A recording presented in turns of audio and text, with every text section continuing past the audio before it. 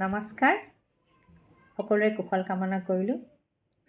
এই যে বয়স হৈ অহাৰ লগে লগে মানুহবিলাক অসুখীয়া হয় যে, ইমান বেয়া লাগে। তাৰমানে এনেই ক্ষীণাই চিনাই যায়, তাতে আকৌ এই ব্লাড দিয়া, চেলাইন দিয়া, খুচি থাকে শুকান দেহাটোতে, ইমান দুখ লাগে মোৰ।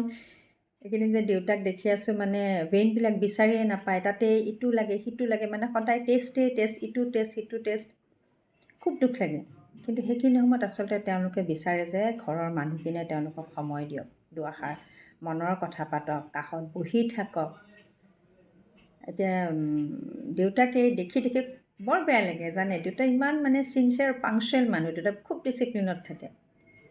এতিয়া মানে চব খোৱাৰ হেৰিবোৰ নোহোৱা হৈ গৈছে, খাবলৈও মন নকৰে।